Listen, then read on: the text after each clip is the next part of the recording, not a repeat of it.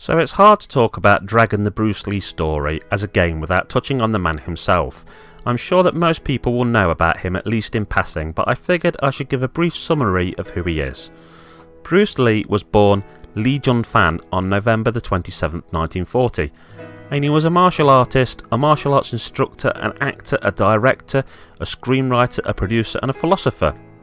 He was the founder of Jeet Kune Do, which can best be described as a hybrid martial arts philosophy drawing from different combat disciplines, and it is often credited with paving the way for modern mixed martial arts. Lee is considered by critics, media and other martial artists to be the most influential martial artist of all time. To put it simple, the man was a legend, a cultural icon, the likes of which will never be forgotten. He made Eastern martial arts extremely popular in the Western world. He was a force for change, and his death at a relatively young age contributed to his almost mythical status. Okay, so now I'm going to just say a little bit about the film this game is obviously based on. You see, when the movie Dragon was announced, Bruce Lee was still famous, and martial arts action movies were very popular. Sure, the man had passed away, but at the time, martial arts movies were really on the up again, with artists like Jean-Claude Van Damme and Steven Seagal pumping out hit movie after hit movie.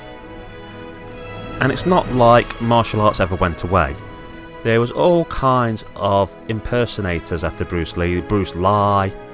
In fact, at the start of his career, Jackie Chan was kind of pigeonholed into being a sort of Bruce Lee impersonator, before coming into his own as an amazing stuntman, comedian and martial artist. This popularity around martial arts was probably one of the key reasons that it was decided to create a semi-fictionalised biopic based on the life of the greatest martial arts actor of all time, Bruce Lee. The primary source of the screenplay was two books about his life. One by Bruce's wife, Linda Cadwell, which was called Bruce Lee, The Man Only I Knew, and one by Robert Klaus, which was called Bruce Lee, The Biography.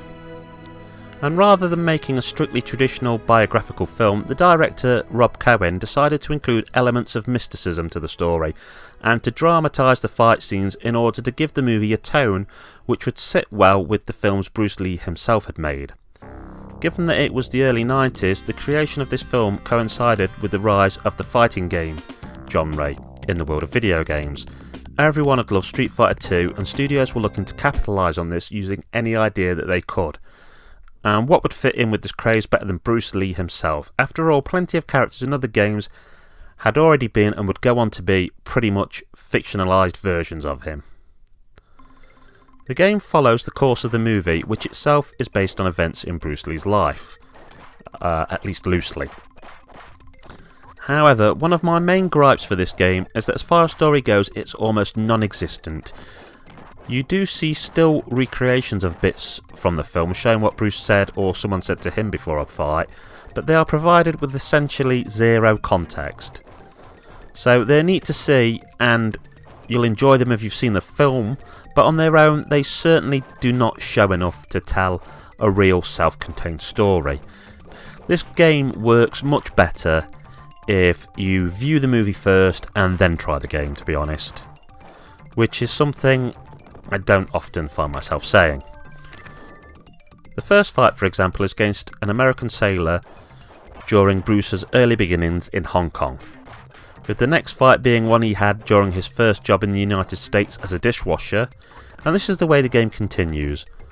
Bruce Lee is the only character available for you to play as, which is sort of weird for fighting games of this time, but also is sort of obvious as the game itself moves through his life.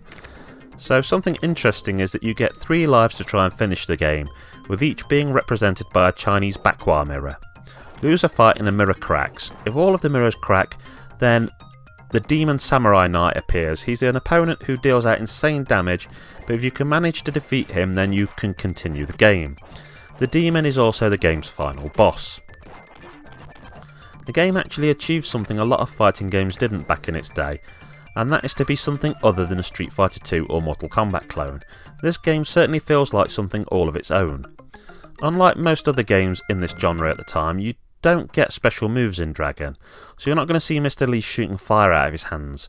Your moveset varies depending on your position in relation to your opponent, and if you keep your attacks varied, then your chi meter, a bar located below your life bar, charges up. Once you've gained a certain level of charged chi, you can change your fighting stance, which will change your attacks. Eventually, you will be able to adopt a stance where Bruce pulls his nunchucks out, which provide both a better attack range and higher damage than your fists. The chi meter raises very slowly though, but you can gain chi between certain stages by completing minigames. A word of warning though, the end boss of the game is going to require a whole lot of chi to beat, unless you're some kind of gaming god. You'll really need the nunchucks to take this thing down. Something to bear in mind is that there are no time limits to the bouts. A fight is only finished once you or the computer have been defeated, except for one battle in the story mode that you must win within 60 seconds. This is basically due to a claim by Bruce that with Jeet Kune Do he could beat any opponent in 60 seconds. This is a game where if you're playing on the Megadrive and you actually have a 6-button controller, you can use it.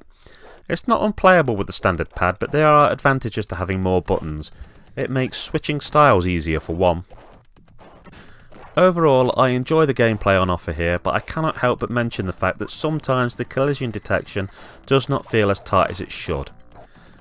On some occasions, hits will not seem to register even if they appear to fully connect. This is frustrating and takes a little bit of the shine off the game, but I don't think it happens often enough and to a large enough extent to ruin the game. It's just something I wish that they'd taken a little more time with and tried to iron out.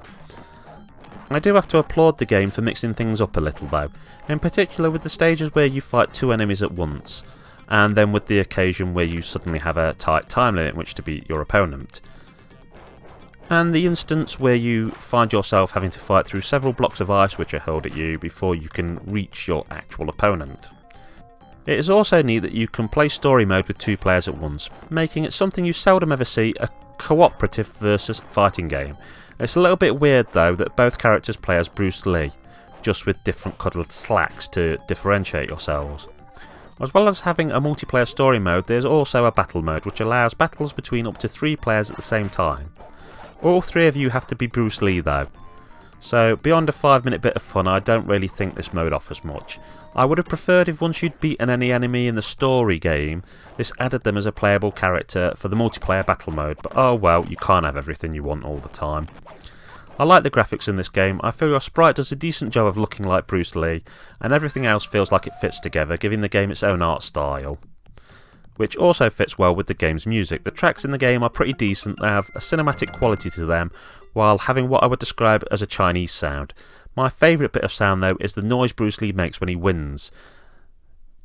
I actually wish there was a little bit more of this sort of thing while fighting. One of the things I always remember from watching Bruce Lee movies as a kid is how much noise he'd make and the faces he'd pull while striking people. And I just think a little bit more of this really could have added to the game and shown his character off a little bit more. I have to admit that this game will not be everyone's cup of tea. Those expecting something a lot closer to a typical 2D fighter will possibly be disappointed. Really, this game is better suited to someone who really loves Bruce Lee and wants something a little bit different. I'd give this game a score of 6.5 out of 10. As I am also known for reviewing SNES games, I'll briefly touch upon the fact that the SNES also had a version of this game. But in truth, it's not that much different. If anything, I'd argue that it's a slightly superior version. So if you own both formats, that might just be the one to go for. After all, apparently a lot of things like the music were made with the SNES in mind and then pushed onto the Megadrive hardware. And they had to be altered to fit the system. And the system something is originally developed for is always going to have that sort of natural home team advantage. If you program sounds for the SNES and then push them across to the Megadrive, they're never going to be as good as sounds that were made in the first place for the Megadrive. Anyway, that's Kerr9000 signing off saying keep on playing those games.